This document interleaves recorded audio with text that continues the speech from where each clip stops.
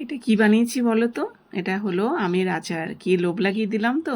দেখো কি সুন্দর হয়েছে আমের আচারটা। আমি যখন রোদে শুকাতে দিয়েছিলাম সেই ভিডিওটা ছেড়েছিলাম, তোমরা অনেকেই বলেছিলে যে আচারের রেসিপিটা কিন্তু অবশ্যই দেখিও দিদিভাই। তা আমি তো কুকিং ভিডিও করি, আমি তো রেসিপি তো দেখাবই। তা সেই জন্যই আচারটা তাড়াতাড়ি করে কালকে রাত্রেই করেছি, তা আজকে শেয়ার করছি এখন তোমাদের সঙ্গে। তা এখানে দেখো আমগুলো কেটেই এনেছে বাজার থেকে, কলকাতা থেকে কেটে এনেছিল। তা এটাকে আমি ভালো করে ধুয়ে কাপড় দিয়ে মুছে শুকনো করে তারপরে এটাকে আমি রোদে লবণ হলুদ মাখিয়ে রেখে দেব। যেটা তেল আচার করবো সেটার হলো চোচা রেখে দিয়েছি, আর যেটার আর কি মিষ্টি আচার করবো সেটার চোচাটা ফেলে দিয়েছি। এবার দেখো লবণ হলুদ মাখিয়ে রাখলাম। এখানে হলো 2 কিলো আম। তা আম মিষ্টি আমটা কেউ আচার খায় না, তা আমি একটু খাবো, সেই জন্য আমি একটু বানাচ্ছি, 1 কিলো 1 কিলো করেই বানাচ্ছি। আচার ঘরে রয়েছে অনেকটাই, সারা বছর হয়ে যাবে আমার। অনেকটাই আগের বছরের আচার এখনও রয়েছে। তা দেখো এবার রোদে শুকোতে দিয়েছি, খুব সুন্দর রোদটা বেরিয়েছে, তোমরা তো দেখেছিলে খুব সুন্দর রোদ। 3 ঘন্টা রোদে দিলেই হয়ে যাবে। তারপরে আমি আচারটা রান্না করব আর কি, রেডি করব। দেখো খুব সুন্দর রোদ বেরিয়েছে, বেশ ভালো করে শুকিয়েও যাবে। তা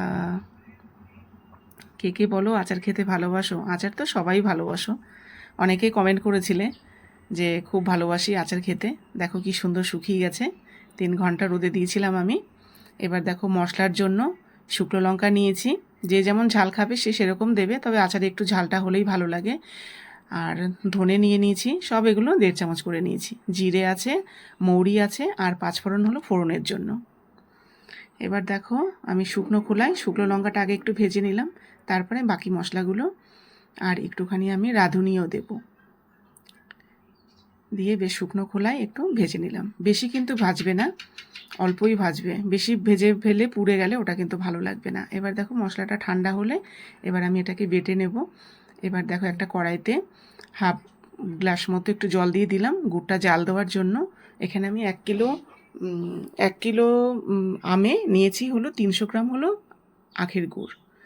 তা আখের গুড়টা একটু জাল দিয়ে কেন নিচ্ছি, দেখো হালকা একটু আঠালো আঠালো ভাব যখন হয়ে যাবে তখন নামিয়ে এটাকে ছেঁকে নেব, কেননা গুড়ে অনেক নোংরা থাকে।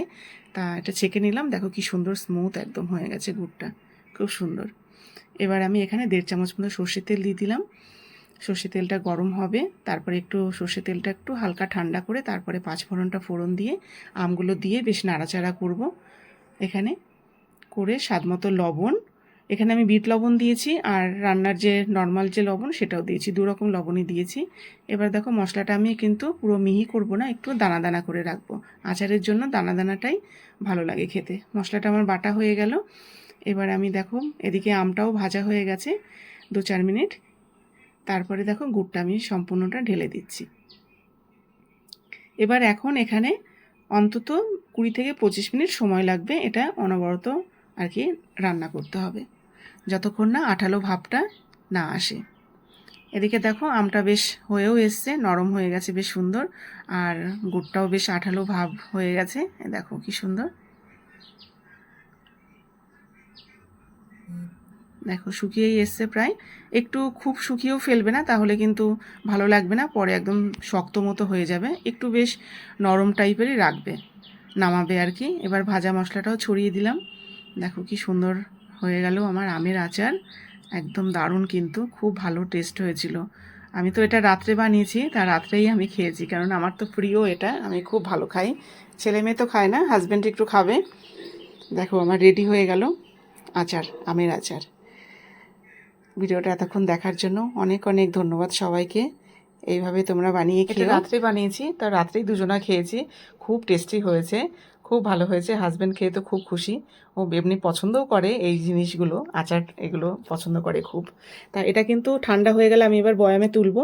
তা তোমরা কিন্তু কাচের বয়ামে রাখবে, নাহলে কিন্তু আচার ভালো থাকবে না, তাহলে সারা বছর তোমরা স্টোর করে খেতে পারবে। আর এতক্ষণ ধরে ভিডিওটা দেখার জন্য অনেক অনেক ধন্যবাদ সবাইকে।